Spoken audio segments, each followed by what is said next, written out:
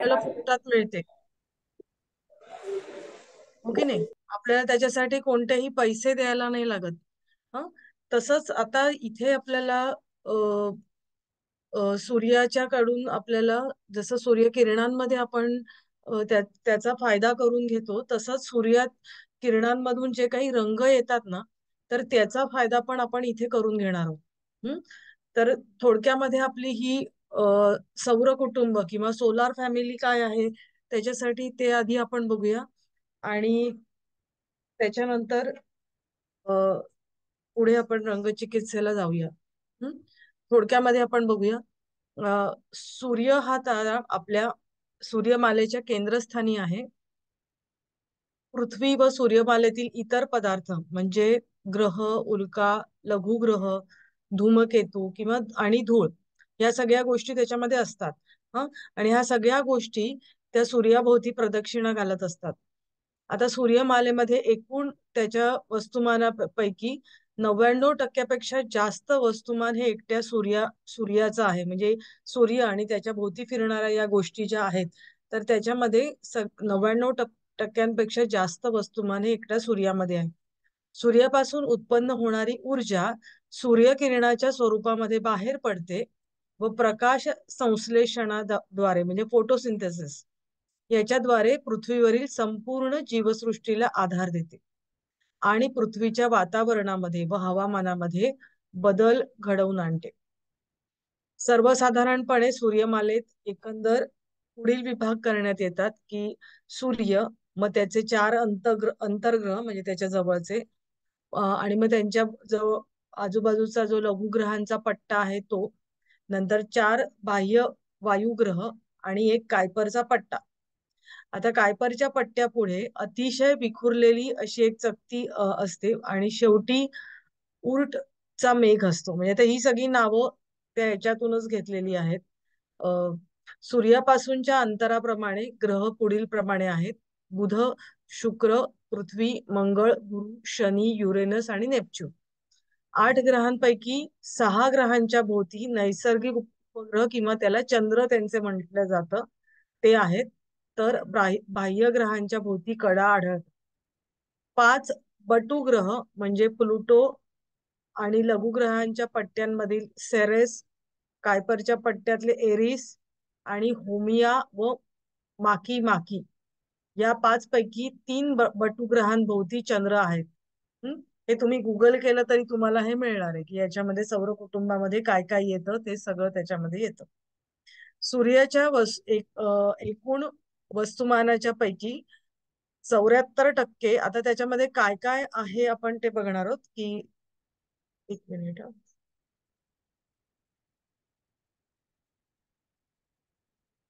हं. सूर्याच्या वस्तुमानापैकी सुमारे 74% हायड्रोजन, 25% हेलियम आणि उरलेल्या म्हणजे उर्वरित वस्तुमान जड मूलद्रव्यांपासून बनलेलं आहे. सूर्याचं आताच वय साधारण 460 कोटी वर्ष इतकं असून तो त्याच्या आयुष्याच्या मध्यावर आहे असं म्हटलं जातं. सूर्याच्या गाभ्यामध्ये हायड्रोजन अणू सम्मिलन प्रक्रियेद्वारे हेलियम मध्ये परावर्तित होत असतो. म्हणजे हायड्रोजन आहे तो हेलियम मध्ये परावर्तित होत जातो. दर सेकंदाला 4 दशलक्ष टन वस्तुमान हे सूर्याच्या गाभ्यामध्ये ऊर्जेमध्ये परावर्तित होत असतं. आणि तसेच न्यूट्रिनो कण आणि सौर किरणोत्सर्ग हे सुद्धा तयार होत असतात.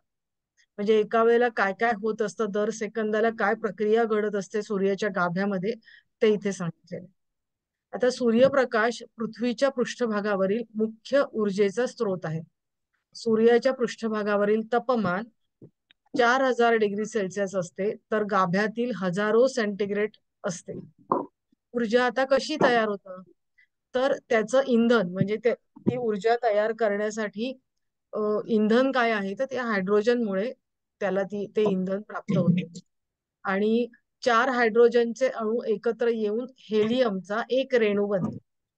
या प्रक्रियेमध्ये ऊर्जा आणि उष्णता या बाहेर पडतात. म्हणजे ही मराठीमध्ये संमिलन क्रिया जी काय म्हटली आहे, तर त्याच्यामध्ये काय बाहेर पडतं, हे रूपांतर होताना हायड्रोजनचं हेलियम मध्ये, तर ऊर्जा आणि उष्णता प्राप्त होते. या मूळ ऊर्जेपासून जीवन शक्य झाले आहे.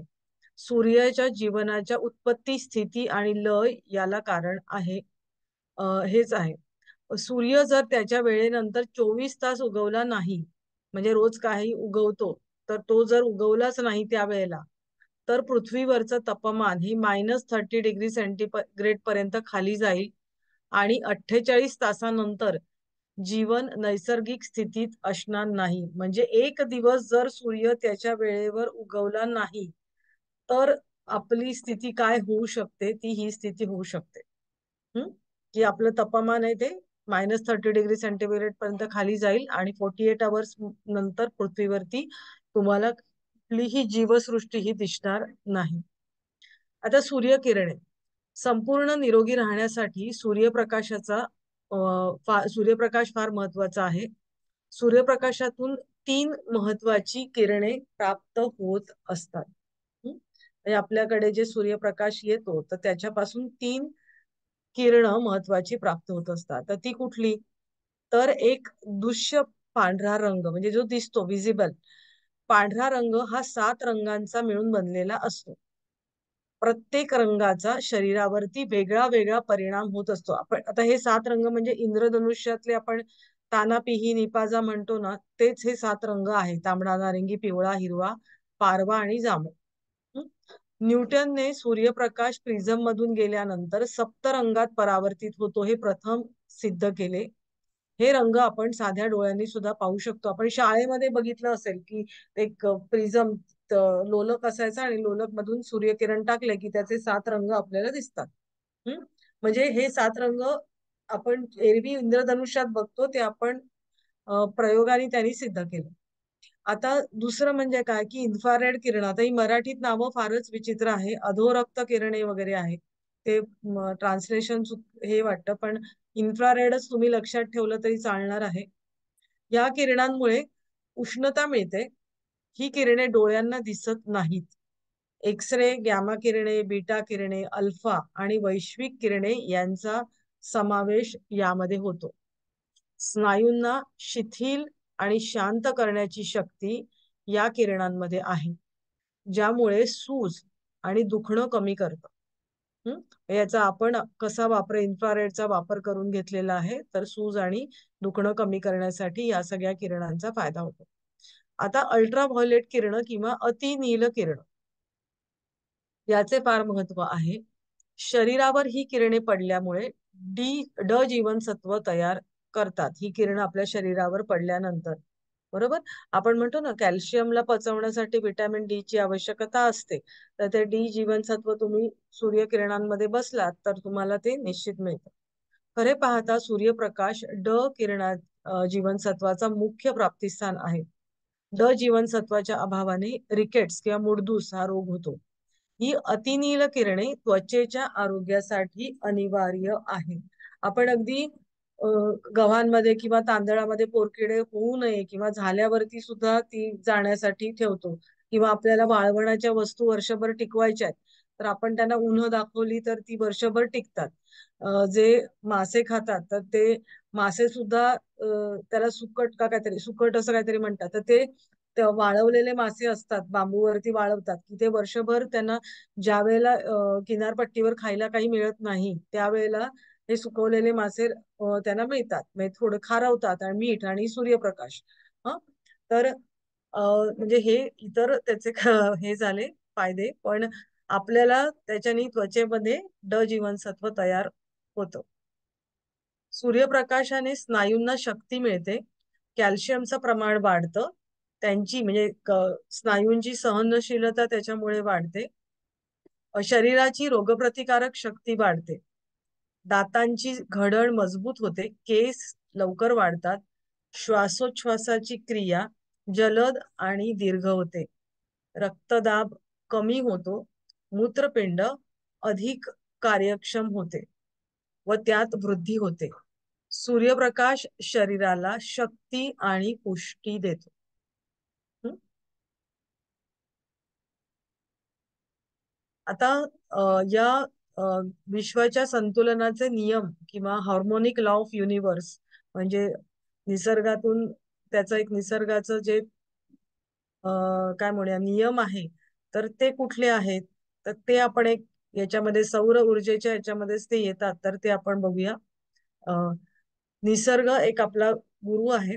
निसर्ग किंवा प्रकृतीची निर्मिती आकाश, वायू, अग्नी, जल, पृथ्वी या पंचमहाभूतांच्या संयोगाने आणि संतुलनाने झालेली आहे. विविध वनस्पती, असंख्य जीवजंतू, किडे, कृमीकीटक, जलचर, पशुपक्षी, मनुष्य, प्राणी आदी सजीव सृष्टीची निर्मिती निसर्ग चैतन्य तत्वांच्या मदतीने केलेली आहे. सजीवाच्या मनोकायिक यंत्रणेची निर्मिती, रचना, बांधणी, मांडणी, आकृतीबंध, उद्देश, कार्य, तंत्र, पद्धती आदी अनेक गोष्टी निसर्ग निर्मित आहेत. आपण जे काही आपल्या आयुष्यामध्ये जे जे काही ऍक्च्युअली घडत असतं, शारीरिक, मानसिक, भावनिक लेवलवरती, ते सगळं या निसर्गाचं जे काही चक्र आहे त्याच्यावरती अवलंबून असतं. आणि म्हणून आपले बरेचसे आजार मनोकायिक म्हटलेले आहे, वातावरणाचा आपल्यावरती परिणाम होत असतो. यांचे एकमेकांशी संबंध आणि सहकार्य, विविधतेतील एकात्मता पाहिली की मानवी शक्ती आश्चर्यचकित होते. निसर्गात असलेले अनेक लाभदायक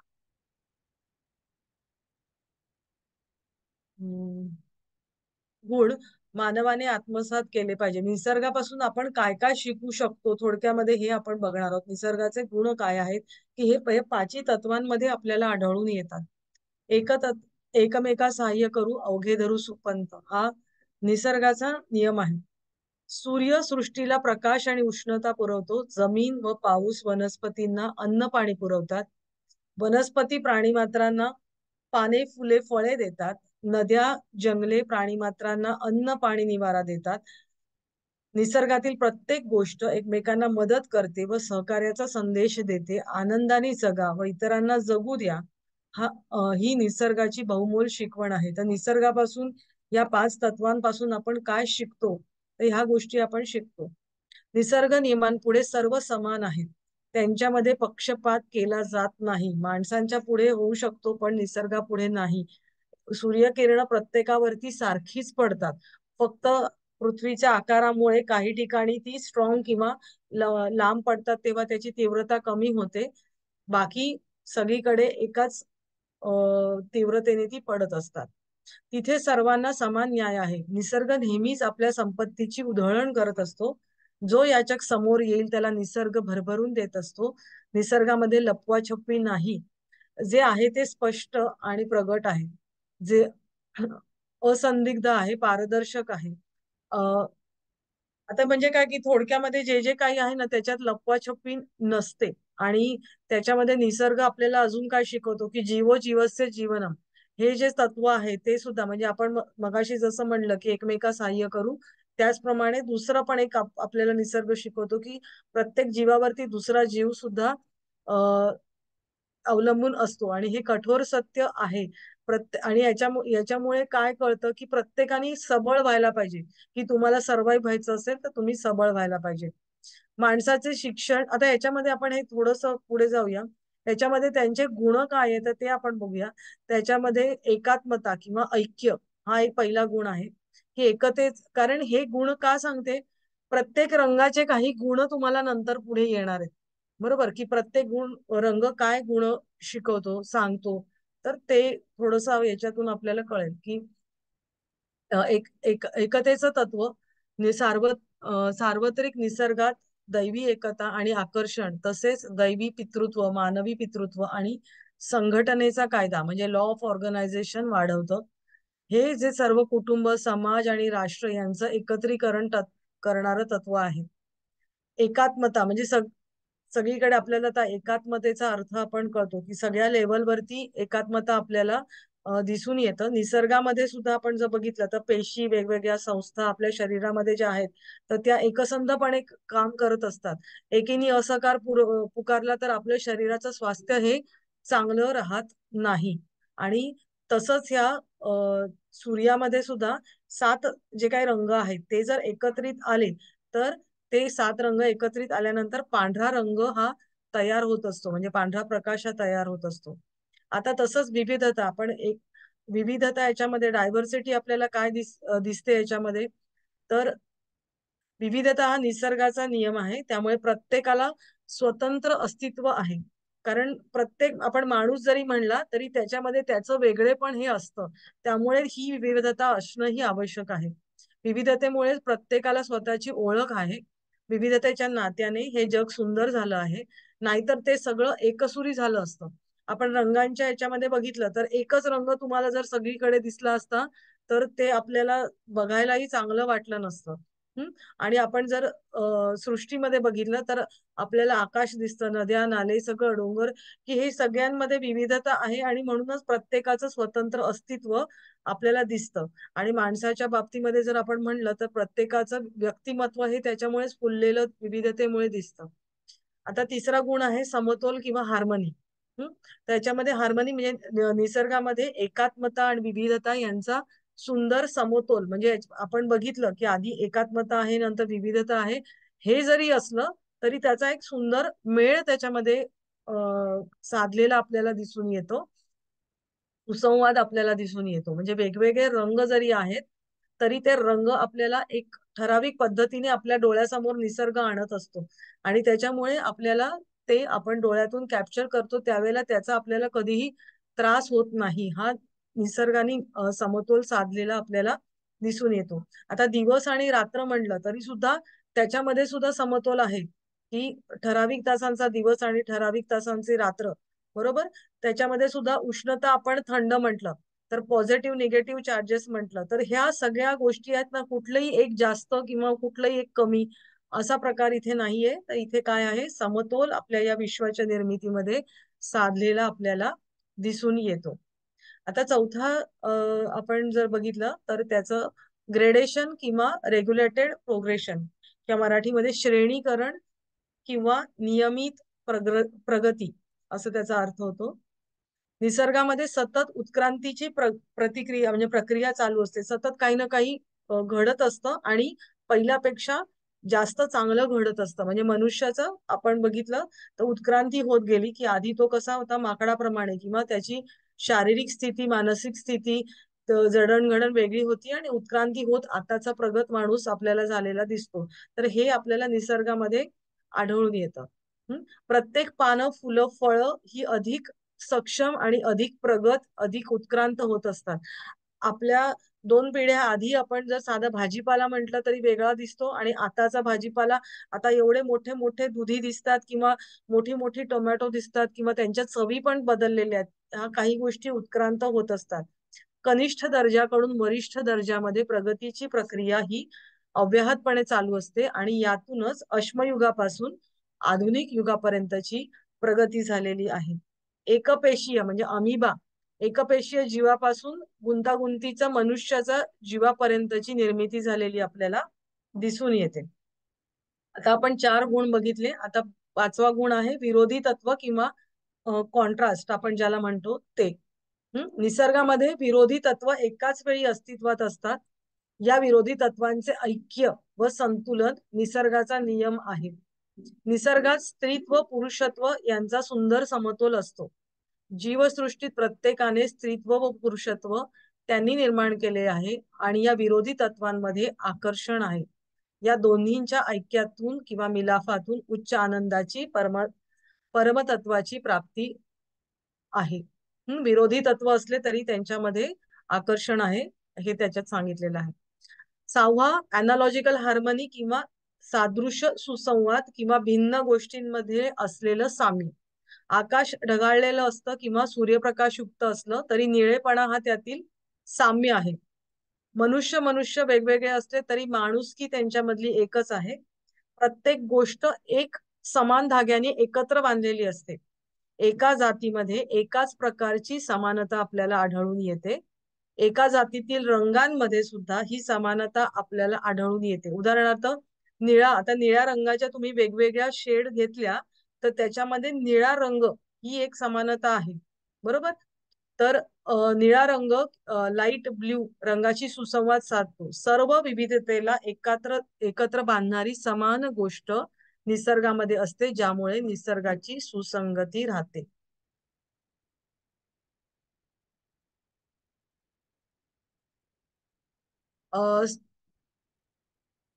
ओके. सातवा गुणधर्म आहे परिपूर्णतेचा नियम किंवा द लॉ ऑफ परफेक्शन. निसर्गाची उत्क्रांती परिपूर्णतेच्या दिशेने होत असते. जे निरुपयोगी आहे ते नष्ट होते. उदाहरणार्थ माणसाची शेपूट नष्ट झाली आहे, त्याचा उपयोग होतो म्हणजे सक्षम करण्यामध्ये होतो. आतापर्यंत मनुष्याची प्रगतीची वाटचाल सुद्धा ती त्याच्या परिपूर्णतेच्याच दिशेने झालेली आपल्याला दिसून येते. कारण का आपण म्हणतो की निसर्गाला उत्कृष्टतेचा ध्यास आहे. जे जे चांगलं आहे ना त्याच्याकडे ही वाटचाल झालेली आपल्याला आढळून येते. त्याच्यानंतर स्वीकार किंवा अडॅप्शन ऑर फिटनेस हा गुणधर्म आहे. निसर्गामध्ये अ, सतत बदल होत असतो. या बदलाशी जुळवून घेतो, टिकवून राहतो. अ, म्हणजे निसर्गातील ऋतुचक्र, हवामान यानुसार सृष्टीमध्ये बदल होतात, भूकंप होतात, त्यावेळेला तात्पुरती हानी होते, पण पृथ्वीच्या आतील बलांचं संतुलन होतं. म्हणजे निसर्ग आहे ते आतमध्ये जी काही अ, बदल झालेले असतात ते बाहेर येणं आवश्यक असतं, तेव्हाच आतमध्ये साम्यावस्था होते आणि म्हणून तो भूकंप होत असतो. खनिज द्रव्य पृष्ठभागावर येतात. संघर्षामध्येही दैवी संधी लपलेली असते. म्हणजे याच्यातून आपण निसर्गातून काय शिकू शकतो? संघर्षाशी जुळवून घेण्याची कला आत्मसात होते. बदल घडताना नव्या रूपांतराला समोर जाण्याची शक्ती किंवा सक्षमता प्राप्त होते. नववं ट्रूथ किंवा सत्य. निसर्ग आणि निसर्गाची तत्वे ही सनातन सत्य आहे. एक क्षणासाठी ही निसर्ग या सत्यापासून ढळला तर म्हणजे अनर्थक होईल. बरोबर. अ, आता प्लेटो काय म्हणतो? प्लेटो हा काय म्हणूया, प्लेटो नावाचा सायंटिस्ट होता. तर त्यांनी काय म्हटलंय? सत्य हाच परमेश्वर आहे आणि प्रकाश ही त्याची सावली आहे. निसर्गातील संपूर्ण सत्यामध्ये हीनता नाही. संपूर्ण वातावरण, आकाश, समुद्र सत्याच्या संदेशाचे पारदर्शक माध्यम आहे. मनुष्याचे डोळे हे सत्य पाहण्याचा आरसा आहे, तर कान हे निसर्गाचे सत्य ऐकण्यासाठी आहे. माणसाच्या जीवनातही पारदर्शकता अभावानेच आढळते. निसर्गामध्ये थोडक्यामध्ये काय की निसर्गामध्ये कुठलीही लपवालपी नाही. जे आहे, जे समोर आहे ते सत्य आहे सगळं. हम्म. पुढचा गुणधर्म आहे द्रव्याचे अधिकाधिक शुद्धीकरण. 10वा गुणधर्म. द्रव्याची जेवढी जास्तीत जास्त शुद्धी होईल तेवढे ते जास्त सामर्थ्यशाली होते. स्थूलापेक्षा सूक्ष्म पदार्थ जास्त समर्थ असतो, हा विश्वाचा नियम आहे. पाण्याचे स्थूल रूप बर्फ आहे, त्याचे सर्वसाधारण रूप आणि हे आहे, हे वेगामध्ये घरे दगडे वाहून नेते. त्याच्यापेक्षा शुद्ध रूप वाफ आहे, जी पाण्यापेक्षा 1700 पट हलकी असते, परंतु तिच्यामध्ये प्रचंड ताकद आहे. म्हणजे सूक्ष्मता आली आणि त्याच्यातून त्याची ताकद वाढलेली आहे. यापासून शुद्ध रूपामध्ये विद्युत शक्ती असते, जी सर्वांमध्ये जास्त सामर्थ्यशाली असते. स्थूल गोष्टींपेक्षा सूक्ष्मामध्ये जास्त सामर्थ्य असते. एखाद्या माणसामध्ये अग्नीजवळ बसून शेक घेतला तर त्याला थकवा जाणवेल. त्यांनी जर सूर्यप्रकाशात शेक घेतला तर थकवा कमी होतो आणि उत्साह जाणवतो. त्याने जर व्यायामाने किंवा चुंबकीय उपचाराने ऊर्जा निर्माण केली तर जास्त काळासाठी त्याला बरे वाटेल व ताकद येईल. अशा प्रकारे अधिक शुद्ध रूपे ही सुरक्षित, उत्कृष्ट व परिणामकारी असतात. त्यांचा मनावर थेट व गुणकारी परिणाम होतो. सूर्यप्रकाशातील सूक्ष्म अशा तत्वांचा रंग उपचारामध्ये उपयोग केलेला असतो. सर्वसमावेशकता. निसर्गात असंख्य जाती असून त्याच्यामध्ये भरपूर विविधता आहे. कोणतीही जीव जाती बलवान होऊन दुसऱ्याला त्रास देईल किंवा संख्येने जास्त होईल ही गोष्ट मान्य नाही. आपण बघतो इकोसिस्टमचा एक पिरामिड असतो, हो की नाही? तर तोच इथे आहे. निसर्गात कोणी महत्वाचे व कमी महत्वाचे किंवा श्रेष्ठ कनिष्ठ असे काही नाहीये. निसर्ग व्यवस्था ही लोकशाही प्रमाणे सर्वांसाठी सर्वांनी चालवलेली व्यवस्था आहे. तिला केंद्रबिंदू नाही अ, किंवा सर्वात महत्वाची अशी जागा नाहीये. याच्यामध्ये सगळ्यांना तितकंच महत्वाचं स्थान आहे. विकेंद्रितता. निसर्गामध्ये झाडे, पशुपक्षी, पंचमहाभूते इत्यादी सर्व काही एकत्र पसरलेले आहे. त्यामुळे निसर्ग स्वतःवरचा भार सगळीकडे पसरवतो. त्यामुळे जमीन, हवा, पाणी इत्यादी सर्वत्र आपल्याला दिसून येतात. विघटन क्षमता हा गुण आहे. निसर्गातील प्रत्येक पदार्थाचे विघटन होते. कोणत्याही अणूचे शेवटी मूलद्रव्यामध्ये रूपांतर होते. उदाहरणार्थ झाडाची पाने फुले गळून पडतात, उन्हाने वाळून पावसाने भिजून नंतर मातीमध्ये ती मिसळून जातात. मर्यादित संख्या, जीवोजीवस्य जीवन, या न्यायाने मांसाहारी प्राणी शाकाहारी प्राण्यांना खातात, नाहीतर शाकाहारी प्राण्यांची संख्या ही पृथ्वीवर खूप झाली असती व त्यांना खाण्यासाठी वनस्पती शिल्लक राहिल्या नसत्या. एक सजीव दुसऱ्या सजीवाला खातो म्हणून त्यांची संख्या मर्यादित राहते. या व अशाच प्रकारच्या अंतर्गत नियमांमुळे निसर्ग एक संतुलित स्थिती कायम ठेवतो. वक्तशीरपणा, निसर्गात सर्व कामे वेळच्या वेळी होतात. सूर्योदय सूर्यास्त यांच्या वेळा ठरलेल्या असतात. सूर्योदय सूर्यास्त झाला नाही असे होत नाही. आणि तसेच आपले जे ऋतू आहेत, उन्हाळा पावसाळा हिवाळा, हे ऋतू ही विशिष्ट काळाने येत असतात. 16वा गुण गतिशीलता आहे. निसर्गात सर्वत्र गतिशीलता चैतन्य दिसून येते. निसर्गात बी पेरले की अंकुर येतो, त्याचे पुढे झाड होते आणि पाने फुले फळे येतात. पावसाळ्यात सगळीकडे हिरवेगार होते, पक्षी आकाशात विहार करतात. देवघेव समतोल, मी जरा थोडी फास्ट जाते कारण का हे अगदी 2-3च राहिलेत आता. सर्व सजीवांची निसर्गात अखंडपणे देवघेव चालू असते, म्हणूनच निसर्गात समतोल टिकून राहतो. झाडे जमिनीतून पाणी शोषून घेतात आणि त्याच्या बदल्यामध्ये पालापाचोळा देतात आणि त्याचं खत होतं. सहकार्य, निसर्गात 18वा गुण, निसर्गात प्रत्येक सजीव सहकार्याने जगतो, आपले चाकोरीबद्ध जीवन जगत असतो, दुसऱ्यांवरती आक्रमण करत नाही. उदाहरणार्थ एका मोठ्या वृक्षावरती अनेक प्रकारचे पक्षी गुण्या गोविंदाने राहत असतात. आपल्याला आपण बघतो वडाच्या झाडावर वगैरे इतरही पक्षी घरटे करून जगत असतात आणि दुसरी झाडे वाढलेली आपल्याला दिसून येतात. परोपकार, निसर्गात सतत दुसऱ्याला काही ना काही, निसर्ग सतत दुसऱ्याला काही ना काही देत असतो. झाडे पाने फुले फळे सावली देतात, तर नद्या पाणी देतात, सूर्य चंद्र प्रकाश देतात. आता लास्ट, अंतर्गत शक्तीप्रमाणे वागणे, म्हणजे अंतर्गत निसर्गाचे जे ऐकणं, सहज प्रेरणेनुसार आचरण करणं. प्रत्येक सजीवाचं खाणं पिणं मलमूत्र विसर्जन इत्यादी गोष्टी या त्याच्या नॅचरल इन्स्टिंक्ट वरती किंवा सहज प्रेरणेनुसार होत असतात. पण मानव प्राणी सहज प्रेरणेनुसार न वागता मनाला येईल तसे वागतो, परिणामी त्याचे आरोग्य नष्ट होते. अशा प्रकारे विश्वाचे आणि निसर्गाचे नियम तेच आरोग्याचे नियम आहेत आणि ते जर तुम्ही पाळले तर मनुष्य सुद्धा निरामय आणि आरोग्यपूर्ण जीवन जगू शकेल. हे नियम सांगण्याचं कारण एकच आहे की हेच नियम आपलं आरोग्य चांगलं सुद्धा ठेवतात आणि जे आपल्याला या 5 तत्वांकडून आपल्याला ते मिळतं. ओके. आता मुख्य रंगचिकित्सा. तर रंगचिकित्सेची मूल तत्व काय आहेत? तर शरीरातल्या प्रत्येक संस्थेला विशिष्ट असा रंग असतो आणि तो कमी झाल्याचा, तर हे पुढे आपण मूलतत्व बघूया आणि प्रत्येक त्याचं स्पष्टीकरण हे पुढे पुढे येतच जाणार आहे. तर ते रंग तुमचे जर कमी झाले तर ते रोग तुम्हाला होत असतात. रंगांचा परिणाम आपला कशा कशावर होतो? तर विचार, भावना, आपलं आरोग्य आणि आपली कार्यशक्ती याच्यावरती होत असतो. शरीराची कमतरता आणि उणीव भरून काढण्याचे काम रंग करतात. विशिष्ट रंगांची फळं खायला देणं किंवा भिंतीला तोच रंग लावणं किंवा त्याच रंगाचे कपडे घालणं इत्यादी. आता ह्याच्यामध्ये हा पुढचा आधी वाचून घेऊया. सूर्यकिरणातील सप्तरंग हे त्वचेखालील मज्जातंतू शोषले जातात व ते रक्तप्रवाहामार्फत सर्व शरीरभर जातात आणि आरोग्य, जीवनशक्ती व ताकद देतात. त्याच्यामध्ये एक आहे की आपल्या शरीरामध्ये जे प्रत्येक संस्थेचे रंग आहेत किंवा प्रत्येक चक्र, आपण म्हणतो ना चक्राच्या ठिकाणी रंग आहेत.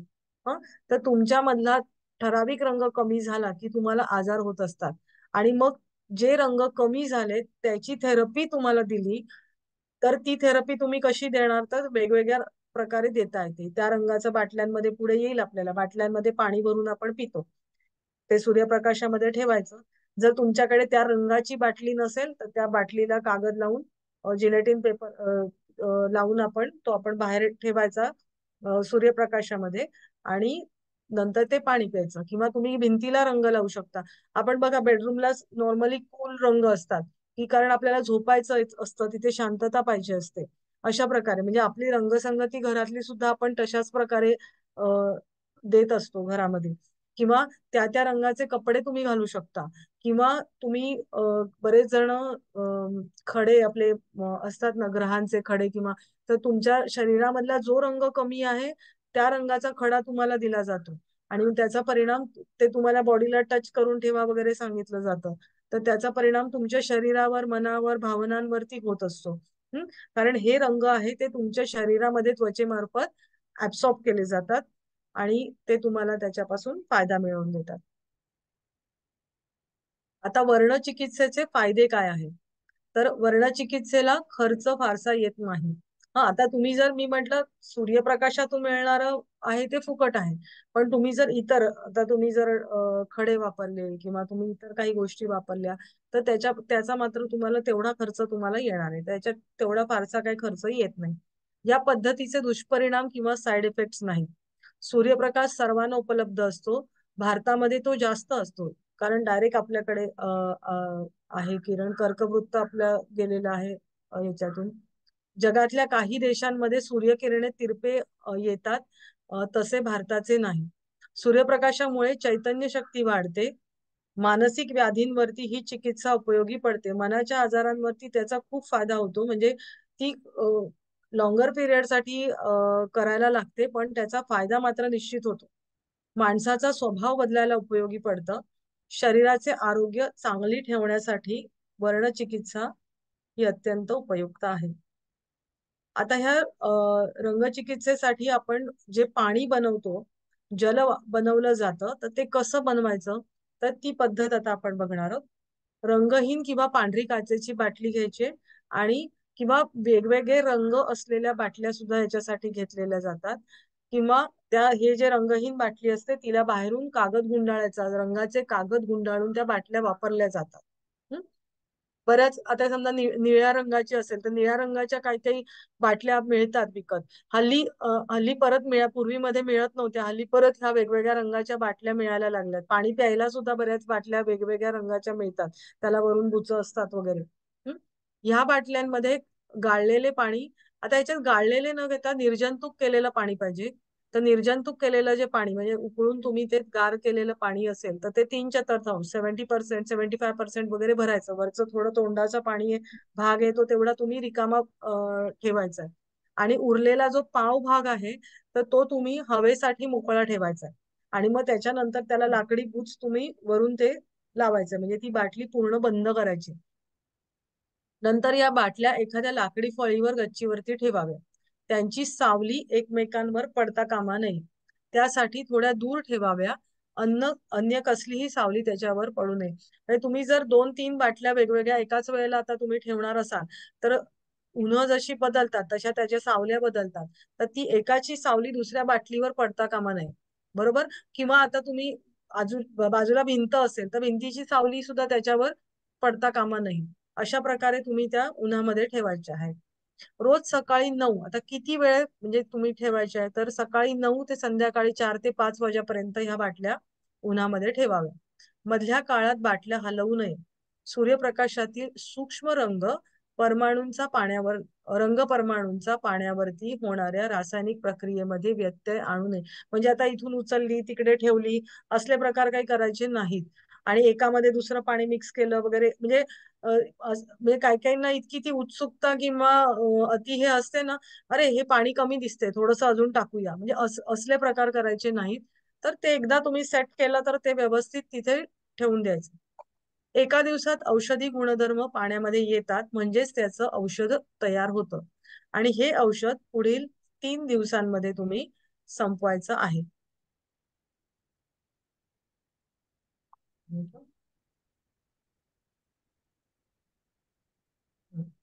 पाण्याखेरीज अन्य पदार्थही वापरता येतात. म्हणजे आता हे नुसतं पाण्याचंच औषध बनवता येतं का, तर नाही. तर तुम्ही वेगवेगळी तेल सुद्धा तुम्ही करू शकता, दूध ठेवू शकता, मध ठेवू शकता, किंवा होमिओपॅथीच्या ज्या काही गोळ्या असतात ना बारीक साबुदाण्यासारख्या त्या ठेवू शकता, किंवा ग्लिसरीन किंवा म्हणजे लिक्विड पदार्थ कुठलेही किंवा काय, की त्याचा तुम्ही उपयोग तुम्ही त्याचा करून घेऊ शकता. कारण त्याच्यामध्ये ते सूर्यप्रकाशातले रंग किरण असतात ते ऍब्सॉर्ब होऊ शकतात. डोकं शांत व्हायचं असेल तर तो निळ्या रंगाच्या बाटलीमध्ये तुम्ही ठेवलं, तर त्याच्यानी म्हणजे निद्रानाशाचा विकार वगैरे असेल तर तसं तयार केलेलं तेल असेल तर ते तुम्हाला जास्त परिणामकारक होऊ शकतं. तर तेल पण तुम्ही करू शकता. सामान्यतः रोज 3 वेळा हे औषधी जल प्यावं. वय आणि आजाराचे गांभीर्य यानुसार ते प्रमाण तुम्ही कमी जास्त करायचं आहे. आता हिरव्या रंगाच्या बाटलीमध्ये ना, म्हणजे माझ्या सासूबाई हे नेहमी करतात. हिरव्या रंगाची बाटली मध्ये पाणी ठेवून ते पितात. त्यांचं पोट चांगलं व्यवस्थित साफ राहतं किंवा त्यांना बरं वाटतं. त्यामुळे ते आता थंडी आहे म्हणून करत नाही. आमच्याकडे तेवढं ऊन येत नाही. तर ते त्याचा फायदा निश्चित होतो पण. हा प्रयोग कुठल्याही रंगाच्या बाटलीवर दुसऱ्या रंगाचे परिवर्तन होणार नाही याची काळजी घेणं आवश्यक आहे. आपण जसं मगाशी बघितलं की एक बाटली दुसरी बाटली वेगवेगळ्या रंगाच्या एकमेकांवरती त्याचं परिवर्तन होणार नाही हे बघायचंय. ही पद्धत लोकप्रिय असल्याने जास्तीत जास्त वापरली जाते. सर्व रंगांपैकी निळ्या बाटलीतून तयार केलेले पाणी अधिक उपयोगी असते कारण निळा रंग जंतू संसर्गाला आळा घालतो. त्यामुळेच असे बनवलेले पाणी जास्तीत जास्त दिवस शुद्ध स्वरूपात राहते. या पाण्याचा जास्तीत जास्त व चांगला उपयोग हगवण किंवा उष्णतेचे व उन्हाळ्यातील विकारांमध्ये होतो. वरील पद्धतीने पाण्याप्रमाणेच वेगवेगळे प्रकारची तेले बनवणे सहज शक्य असते. विशेषतः या पद्धतीने मोहरीचे किंवा ऑलिव्ह ऑइलचं तेल बनवलं जातं. ही तेले मसाज सारख्या बाह्य उपचारांसाठी व केसांच्या व्याधीसाठी व वाढीसाठी वापरण्यास उत्तम आहे. आता पुढे मी एक चार्ट बनवला आहे. तर त्याच्यामध्ये तुम्हाला हे कुठल्या रंगाचं तेल कशासाठी किंवा ते सोपं जाईल बघण्यासाठी. आता वरील प्रमाणेच औषध उपचारांसाठी खडी खडी साखर किंवा राबळगावची साखर असते ती किंवा पत्री खडी साखर तयार करता येते. म्हणजे खडी साखरेचे वेगवेगळे प्रकार आहेत तर ती सुद्धा तुम्हाला तयार करता येते. त्यासाठी रोजच्या वापरातली साखर जी आहे ती नाही वापरायची. ही औषधी साखर आहे तीच वापरायची आणि ही 2 ते 3 महिने ही टिकून राहू शकते. म्हणजे त्याचा जो परिणाम आहे तर तो 2 ते 3 महिने टिकून राहू शकतो. व्याधीग्रस्त आता दुसरं काय तर व्याधीग्रस्तास ज्या रंगाची कमतरता असेल त्या रंगाच्या काचा खिडकीला बसवतात व त्यातून येणाऱ्या सूर्यकिरणांचे स्नान त्याला देतात. म्हणजे आता दुसरी पद्धत काय तर तुमच्या खिडकीला तुम्ही त्या रंगाची काच लावायची आणि तिथून जो काही सूर्यप्रकाश येतोय तर आतमध्ये त्या व्यक्तीला तिथे बेडवरती झोपवायचं आणि त्याचं रंगाचा जो अ, झोत आहे तो याच्या अंगावरती येऊ द्यायचा. हं? वरील गोष्ट साध्य करण्यासाठी न्यूनता असलेल्या रंगाचे विजेचे दिवे किंवा झिरो बल्ब वापरले जातात. त्यांनी एक एक अवयवाला आवश्यकतेप्रमाणे उष्णता दिली जाते. म्हणजे आता हे जर नाही शक्य तर तुम्ही काय तर त्या त्या रंगाचे झिरो बल्ब आहे ना मग त्याच्या प्रकाशाचा पण वापर करून घेतला जातो उपचार पद्धतीसाठी. आता चौथा प्रकार काय आहे तर टेबल लॅम्पच्या साह्याने उपचार. त्या टेबल लॅम्पच्या साह्याने कसा उपचार करता येईल तो बघूया आपण.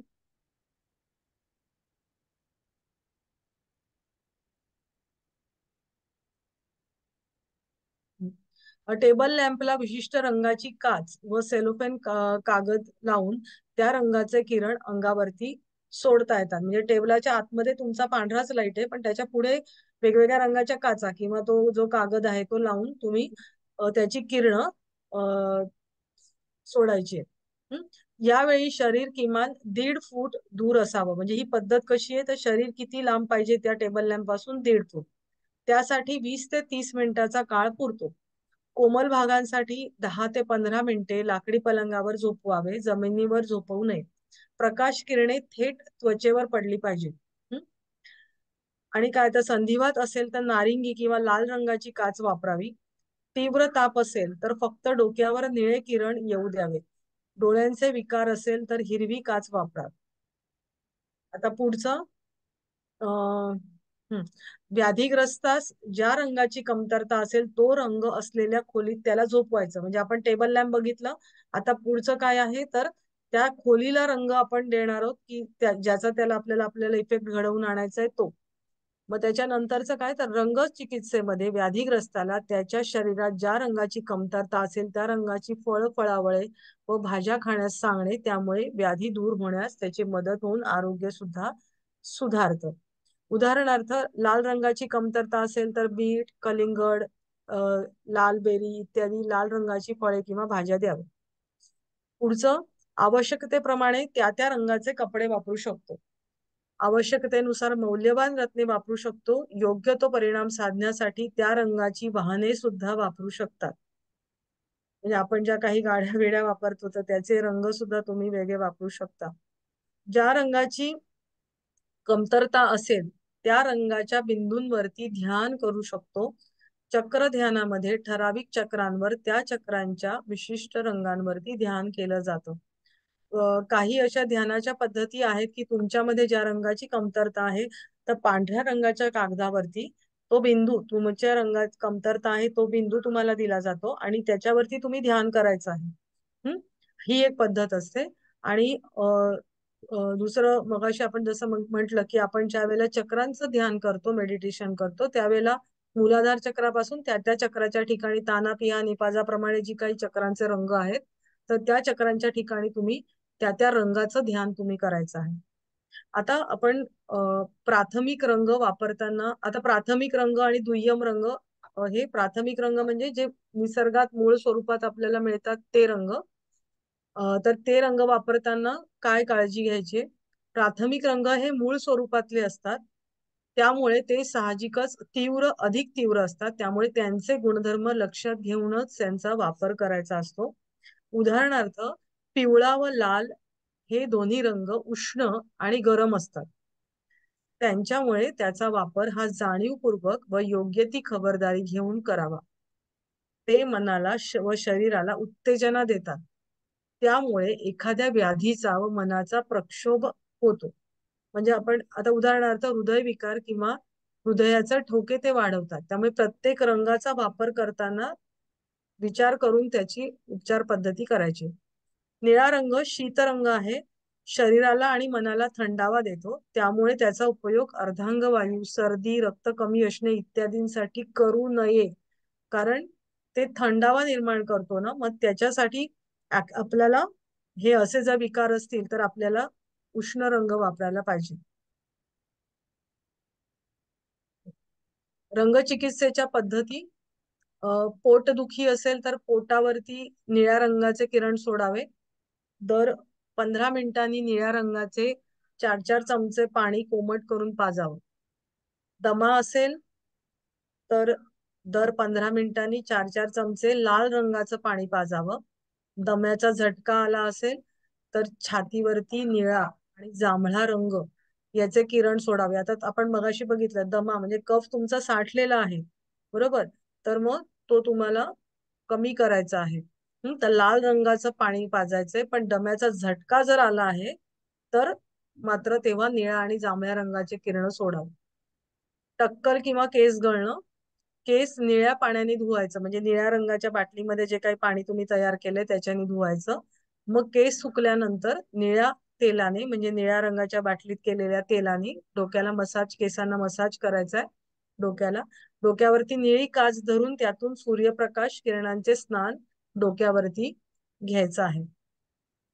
लिव्हरचा आजार, तर निळ्या बाटलीमधलं किंवा निळ्या रंगाचं जिलेटिन पेपर लावलेल्या काचेच्या बाटलीतलं पाणी अधिक प्रमाणात प्यावं. जिथे आयटिस लिहिलेलं असतं ना, ब्रॉन्कायटिस, म्हणजे जिथे इन्फ्लमेशन असतं ना, तिथे निळ्या रंगाचा उपचार, पाण्याचा तेलाचा उपचार केला तर फायदा, म्हणजे कारण का इन्फ्लमेशन आहे तर ते आपल्याला कमी करायचं आहे. रक्तदाबामध्ये छातीवर व पाठीवर 30 मिनिटे निळा प्रकाश सोडावा. हीच पद्धत कमी रक्तदाबासाठी पण वापरावी, पण त्यासाठी लाल प्रकाश वापरावा. म्हणजे हाय बीपी असेल तर निळा आणि लो असेल तर लाल प्रकाश. भाजलं असेल तर निळ्या रंगाच्या कापडाच्या घड्या त्या भागावरती आपण ठेवावे. बद्धकोष्ठ असेल तर पिवळं पाणी अधिक प्रमाणामध्ये प्यायचं. कानदुखी, दुखऱ्या कानावरती निळा प्रकाश द्यावा. पोट फुगणं, 4-4 चमचे पाणी वरच्यावर निळ्या रंगाचं पाणी प्यायचं. नपुसकता असेल तर गुप्तांगावर लाल भगव्या रंगाचे किरण सोडावे, त्याच रंगाचे पाणी प्यावं. अवयवांना लिन्सीड ऑइलने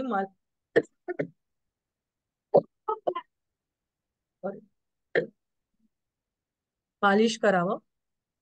ते 2 प्रकारचं असतं, एक औषधी असतं आणि एक तैलर म्हणजे लिन्सीड ऑइल जे असतं, तर ते एक मेडिसिनल ऑइल असतं आणि एक असतं ते जे चित्रकार वापरतात त्यांच्या रंगांसाठी त्या प्रकारचं. तर आपण इथे औषधी प्रकारचं घेणार आहोत ऑइल. आता रंगकिरण, आता त्याच्यामध्ये आपण कशा कशा पद्धतीने वापरायचं किंवा त्याच्या वापरण्याच्या सुद्धा वेगवेगळ्या पद्धती कशा आहेत ते आपण बघितल्या. आता त्याच्यामध्ये केमिस्ट्री काय आहे, या रंगांची केमिस्ट्री काय आहे? सर वेळ आहे का अजून? हं? हा ठीक आहे, मला मॅडम आल्या तर सांगा, मी थांबेल. हा, रंगकिरण किंवा रसायनशास्त्र वेगवेगळ्या रंगांनी रोग बरे करण्याच्या पद्धतीला क्रोमोपॅथी म्हणजेच रंगचिकित्सा असं म्हणतात. वेगवेगळे रंग मॅग्निफाईंग लेन्स मधून, म्हणजे आपण जे बहिर्गोल भिंग असतो त्याच्यातून शरीरावरच्या बिघाड झालेल्या भागांवर सोडल्यास ते आजार बरे होतात. शरीरात विविध ठिकाणी विविध रंग असतात आणि तेथे रंग कमी पडले तर आजार निर्माण होतो. वरील पद्धतीने ते रंग भागावर टाकल्यास ते रंग शोषले जातात आणि ती कमतरता आपण पूर्ण होते आणि आजार बरा होतो. आता हे आपण मगाशी बघितलं. तर हे प्रकाश आणि रंग अणूंच्या ठराविक भागात होणाऱ्या कंपनांवर अवलंबून असते. हे महत्वाचं आहे. आता याच्यातली केमिस्ट्री काय, तर मूलतः निसर्गात तीनच रंग असतात, ते म्हणजे लाल, पिवळा आणि निळा. या रंगांना प्राथमिक रंग असं म्हणतात. आणि हे तीन रंग आपण जेव्हा एकमेकांमध्ये मिसळतो तेव्हा जो रंग तयार होतात तेव्हा त्यांना द्वितीय श्रेणीचे रंग असं म्हणतात. आता म्हणजे काय, तर लाल उष्ण रंग आहे आणि पिवळा उष्ण रंग आहे, तर तो जर एकत्र केला तर नारिंगी रंग तयार होतो. लाल अ, उष्ण रंग आहे आणि निळा थंड रंग आहे, तो जर एकत्र केला तर जांभळा थंड रंग तयार होतो. पिवळा उष्ण रंग आहे, निळा थंड रंग आहे आणि तो जर एकत्र केला तर हिरवा थंड रंग तयार होतो. इथे आपण बघितलं लाल, पिवळा, निळा प्राथमिक रंग आहेत आणि नारिंगी, जांभळा आणि हिरवा हे दुय्यम रंग त्यांना म्हटलं जातं, की दोन प्राथमिक रंग एकत्र येऊन ते केले जातात. आता हे द्वितीय श्रेणीचे झाले. आता द्वितीय श्रेणीचे रंग एकत्र ज्या वेळेला मिसळले जातात त्यावेळेला त्यांना तृतीय श्रेणीचे रंग असं म्हटलं जातं. आणि तृतीय श्रेणीचे रंग ज्या वेळेला एकत्र केले जातात तेव्हा त्यांना चतुर्थ श्रेणीचे रंग असं म्हटलं जातं. ओके. या स्तरावरती तयार होणारे तीनही रंग गडद काळे तयार होतात. चतुर्थ श्रेणीच्या या स्तरावर जे काही होतात ते गडद काळे रंग तयार होतात. अशा प्रकारचे मूळ तीन रंग एकमेकांमध्ये मिसळून अनेक प्रकारचे रंग व त्यांच्या छटा तयार होतात. म्हणजे मूळ रंग प्राथमिक रंग आहेत आणि मग त्यांचे मिश्रण होऊन हे बाकीचे दुय्यम आणि द्वितीय श्रेणी, तृतीय श्रेणी, चतुर्थ श्रेणी हे रंग तयार होत असतात. जेव्हा आपण प्रकाशशास्त्रामध्ये सप्तरंगाची तबकडी, म्हणजे आपण ते आपल्याला शाळेमध्ये तो प्रयोग होता बघा, ते सात रंगांची तबकडी असते, ती जर तुम्ही गोल गोल गोल गोल फिरवली तर ते सात रंग वेगवेगळे दिसत नाही, तर आपल्याला काय रंग दिसतो, तर पांढरा रंग आपल्याला दिसतो. आणि त्यावेळेला त्याचे जे कोण असतात ना ते समप्रमाणामध्ये असतात, म्हणजे एक लाल रंग मोठा असं नसतं. ते तानापी निपाजा जे रंग आहेत त्यांचे जे प्रमाण आहे ना तर ते सुद्धा समप्रमाणामध्ये असतात. आणि त्यावेळेला जर ते समप्रमाणात असतील तर त्यावेळेला पांढरा रंग परावर्तित होतो. व जेव्हा सर्व रंग समप्रमाणात खेचले जातात तेव्हा काळा रंग दिसतो. हं? उदाहरणार्थ आपण जेव्हा असे म्हणतो की एखाद्या वस्तूचा रंग लाल आहे त्यावेळी इंद्रधनुष्यांच्या 7 रंगांपैकी पैकी फक्त लाल रंगाच्या लहरीच त्या वस्तूच्या पृष्ठभागावरून परावर्तित होत असतात. ज्यावेळी त्या वस्तूच्या पृष्ठभागावर प्रकाश किरण पडतात. म्हणजे आपण जर म्हटलं की एखादा रंग पिवळा आहे तर 7 रंग त्या वस्तूवर पडत असतात, बरोबर. पण त्या 7 वस्तू रंगाच्या 7 रंगांपैकी फक्त पिवळा रंग परावर्तित होतो, बाकीचे रंग तिथे ऍब्सॉर्ब केले जातात. आणि तो परावर्तित होतो म्हणून आपल्या डोळ्यांना तो पिवळा दिसतो. किंवा आपण म्हणतो लाल रंग आहे तर लाल रंग परावर्तित होतो म्हणून आपल्या डोळ्यांना तो लाल रंग दिसतो. बाकीचे रंग तर त्या प्रकाशामध्ये असतात पण ते त्याच्यामध्ये ऍब्सॉर्ब होतात, फक्त परावर्तित काय होतो, लाल रंग. हम्म आपण जेव्हा रंग एकमेकांमध्ये मिसळतो तेव्हा त्यांच्या वेगवेगळ्या प्रकारच्या रंगसंगती निर्माण होतात. त्या त्या रंगांचा गुणधर्मांचा उपयोग आपण आपल्या आवश्यकतेप्रमाणे करून आपल्याला पाहिजे तो रंग आणि पाहिजे तसा परिणाम करून घेऊ शकतो व आपले दैनंदिन जीवन रंगीत करू शकतो. ज्या व्यक्तीला दोन रंगातील फरक कळत नाही त्याला रंगांधळा किंवा कलर ब्लाइंड असं म्हणतात. आता ही कुठे टेस्ट केली जाते माहितीये का? रंगांची टेस्ट ज्यावेळेला ड्रायव्हिंगला जातात ना, ड्रायव्हिंग लायसन्स करण्यासाठी, त्यावेळेला तुम्हाला हे लाल रंग आणि हिरवा रंग वगैरे तुम्हाला दाखवला जातो, की तुम्हाला ते दिसतंय की म्हणजे ते दोन रंगांमधले फरक कळतायत की नाही ते बघितलं जातं, चेक केलं जातं.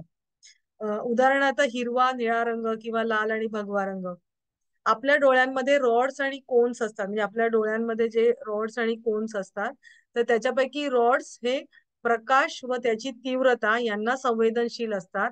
तर कोन्स जे असतात, तर ते आपल्याला रंगांचं ज्ञान देतात.